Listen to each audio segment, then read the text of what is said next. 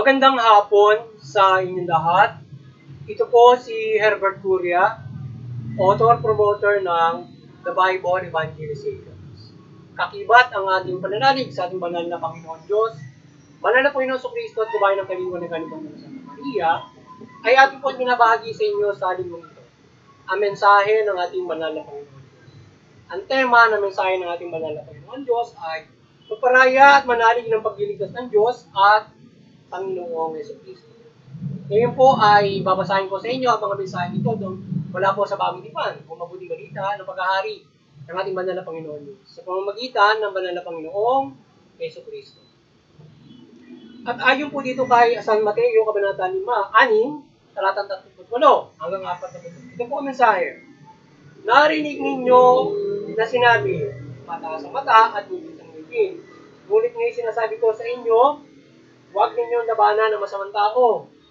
Kung may sumampal sa iyo sa kanang pisngi, irap mo pa sa kanya ang kabila. Kung ipagsakdal ka ni man, upang makuha ang iyong baro, ibigay mo sa kanya pati ang iyong balaban. Kung sa pilitang ipapasan sa iyo ng manlulupig ang kanyang dala, ng 1 kilometro, pasanin mo, ito ng 2 kilometro. Pagkikay ka sa nangyayari sa iyo, at huwag mong pahingihan ang nanghihiram sa iyo. Pagpatuloy po natin sa 2 Timoteo, Kabanata 2, talatang 3.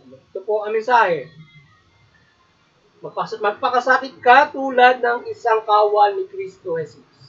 Ipagpatuloy po natin sa mga taga-Epeso, Kabanata 6, talatang 14 hanggang 17. Ito po ang mensahe. Kaya't maging handa kayo, gawin ninyong bigtis ang katotohanan. Itakip sa dibdib ang baluti ng pagkamatuwid at isuot ang panyapak ng pagiging handa sa pangangaral ng mabuting balita ng pagkipagkasundo sa Diyos. Taglay ninyo ang kalasag ng pananalig kay Kristo bilang pananggat pamatay sa lahat ng nagliliyab na palaso ng masama. Isuot ninyo ang helmet ng kaligtasan at kunin ninyo ang tawag ng kaloob ng Espiritu sa makatuwid ang salita ng Diyos. Ipagpatuloy po natin sa mga taga-Kolosas, Kabanata 3, talatang 12 hanggang 15. Ito po ang mensahe. Kayo'y hinirang ng Diyos, itinalaga para sa Kanya, at minahal niya. Kaya't dapat kayong maging mahabagin, maganda ang kalooban, mapagpakumbaba, mabait at matitiisin. Magpaumaninan kayo at magpatawaran kung may nanakit sa iyo sa isa't isa. Pinatawad kayo ng Panginoon, kaya't magpatawad din kayo. Sa lahat, magtitin kayo. Pagkat ito ang maklod ng ganap na pagkakaisa at pag-harigin ninyo ay puso ang kapayapaan kaloob ni Kristo. At pagkat ito ang dahilan, kaya kayo tinawag upang maging ganap ng isang katawan. Pasalamat kayong lagi. Ito po ang mensahe at salita ng ating banal na Panginoon Diyos sa pamamagitan ng ating sa pamamagitan ng ating banal na Panginoong Jesucristo dito sa mabuting balita. Ating pong pasalamatan ng ating banal na Panginoon Diyos, Panginoon sa Kristo at banal na Espiritu. Hindi ng ating banal na Santa Maria. Maraming salamat po sa ating banal na Panginoon Diyos, banal na Panginoon sa Kristo at banal na Panginoon sa Kristo at banal na Espiritu Santo at banal na Santa Maria. Ngayon po ay ipaliliwanag ko sa inyo ang mga mensahe ito mula sa tema na magparaya at manalig ng pagliligtas ng Diyos at Panginoong Jesucristo. Nais pong ibabatid sa atin ng ating banal na Panginoon Diyos na sa ating pamumuhay na ito, na tayo ay magkaroon ng malaking pananampalataya sa Kanya. Tayo ay pinagkakalooban niya ng kaligtasan sa ating pananampalataya sa Kanya mula doon sa mabuting balita at kapangyarihan na kaloob niya upang tayo protektahan ng banal na Panginoon sa Kristo sa lahat ng uri ng kasama. Tayo ay manampalataya na lubos at tayo ay poprotektahan ng banal na Panginoon sa Kristo sa lahat ng uri ng kasamaan hanggang sa takdang panahon.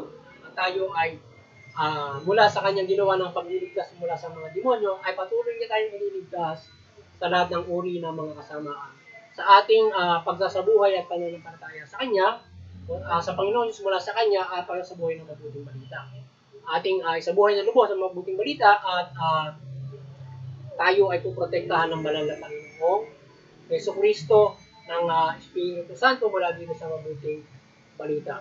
Ating isabuhay yung mga gabay o pagmumol sa atin naman ng Panginoon Diyos dito sa mabuting balita upang sa gayon tayo ay maging matatag sa pamumuhay na ito. Tayo ay matutong magparaya. Yeah. Ngayon, kung tayo ay nagagawa ng hindi mabuti, ay o mayroong masamang tao, ay tayo ay magparaya. Tayo ay marunong magparaya, tayo marunong magpatawad. So kung mayroong masamang tao, atin silang pagbaguhin kagaya ng ginawa ng Panginoon Kristo. Ating yung mabuting balita ay sa buhay natin ito ng lubos. So maging matatag tayo sa buhay ng mabuting balita. Ngayon, mayroong mga tao na hindi nananampalataya sa Panginoon Diyos. May mga tao na manggagawa ng di mabuti. So itong mga tao ito na manggagawa ng di mabuti, hindi nananampalataya sa Panginoon Diyos, ay ito ay ating ituwid sa kanilang mga maling paniniwala, sa kanilang paggawa ng hindi mabuti, sa kanilang mga kasamaan. Papangaralan natin sila ng mabuting balita at sila ay magbago sa kanilang mga kasamaan.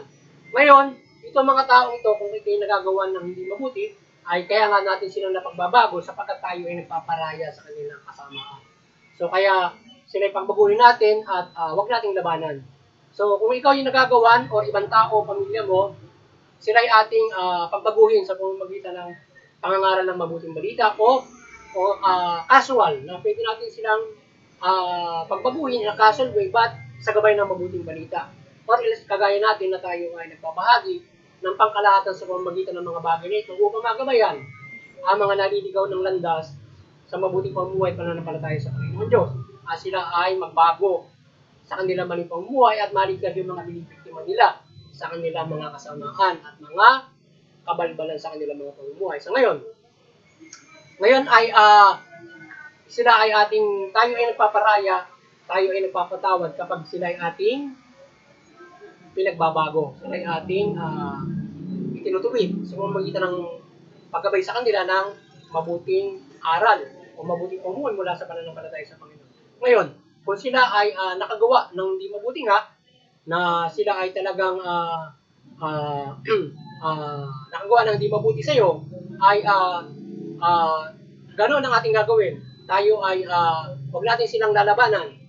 Kung ikaw yung nagawan o sino man tao na nakalusot ng paggawa ng hindi mabuti, sila ay ating pagbabaguhin sa pamamagitan ng mabuting balita. Ngayon, kung sila ay patuloy na gumagawa at hindi nakikinig sa iyo, at mabibigat yung kanilang ginawa ng mga kasalanan kagaya ng pagpatay ng tao, sobrang sobrang napakasamang krimen na gagawin sa iyo, pwede natin silang iwasan. Iwasan natin sila or mayroong kapamahalaan na magtutuwid sa kanila. Kung grabe na yung mga ginagawa na hindi ba. Ngayon, kung halimbawa yan ay mga light na halimbawa yan ay mga bagay na hindi mo na na halimbawa ikaw ay sasampalin, kaya sinabi ng Panginoon Kristo, at iba't ibang mga bagay ay pagparayaan mo na, iharap mo pa yung kabila. Ngayon, kung ikaw naman ay papatayin, kagaya ng ginagawa sa Panginoon Kristo, iwasan mo sila. Kaya kung ikaw naman ay tiktak mo na ikaw ay andyan na, ay halimbawa, kakibat ng isang ay manampalataya ka na mo sa Panginoon Kristo upang iadya ka niya. Tapos kanya, sa isang sitwasyon na ikaw ay parang andun na yung parang kay San Pablo na nangyari na ikaw ay halos ay ikaw ay Panginoon Kristo na ikaw ay papatayin na. So ikaw ay manampalataya upang iadya ka sa ganung klase ng mga sitwasyon. Huwag mo silang labanan para ikaw ay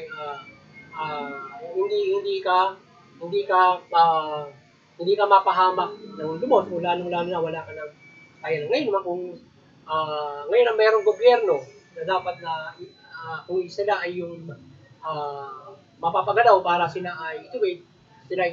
Ngayon, tayo ay huwag mawala ng pananampalataya upang tayo ay hindi mapaliwara sa ganyang klase ng mga pagkakataon. Ngayon, ay may mga sitwasyon na halimbawa kagaya na kung gano'n katindi ang ginagawa ng isang tao ay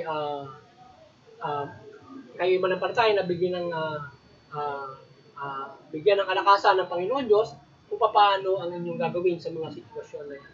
Gayun man, higit sa lahat ay pagpaparaya ang inyong dapat gawin upang kayo ay makiiwas sa anumang uri ng kapahamakan. At paglabag din sa batas na tayo ay makalalabang sa batas. Kaya tayo ay maging matibay sa pananampalataya upang sa gayon ay hindi tayo mapahamak, hindi tayo matitimag ng iba't ibang uri ng mga kasama. At maging matatag tayo sa paggawa ng mabuti mula sa pagsunod ng mabuting balita. Sapagkat kung darating sa ating buhay yung mga ganyang klase ng mga pagsubok o ganyang klase ng mga bagay, ay maging matatag tayo upang malagpasan natin yan at nang hindi tayo nakagagawa ng kasama. Ngayon, kung umabot mo sa punto na para kang Panginoon sa Kristo na ikaw ay papako sa krus sa paggawa mo ng mabuti, ay manampalataya ka na lamang na lubos sa ating mananampalataya.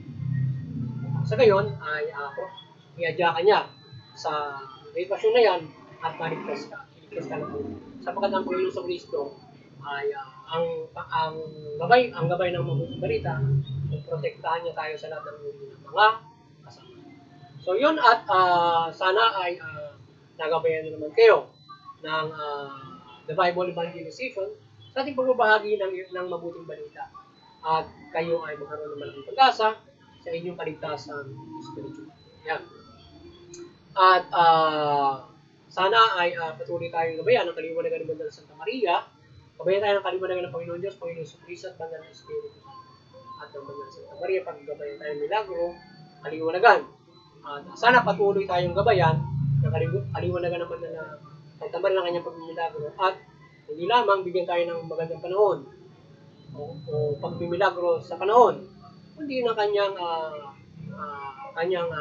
paghimala ng kaliwanagan at ng aparisyon. At tayo ay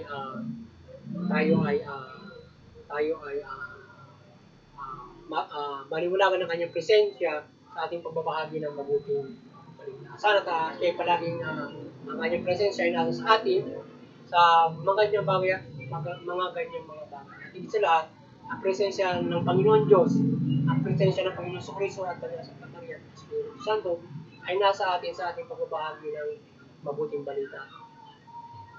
Maganda man ang panahon o hindi,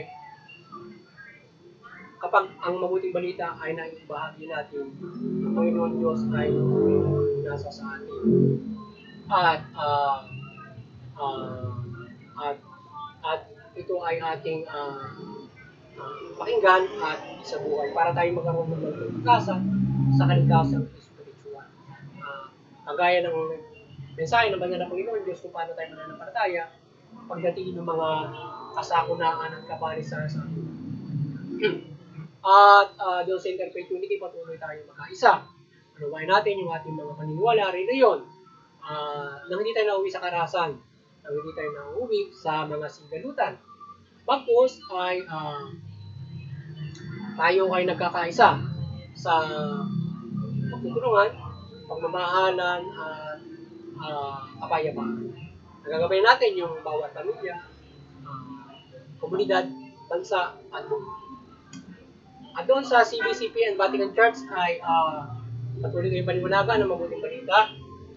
At inyong patuloy ng pagpapatuloy ng sangkatuan sa pananampalataya sa Panginoon Diyos. Mula Panginoon sa Kristo at mabuting.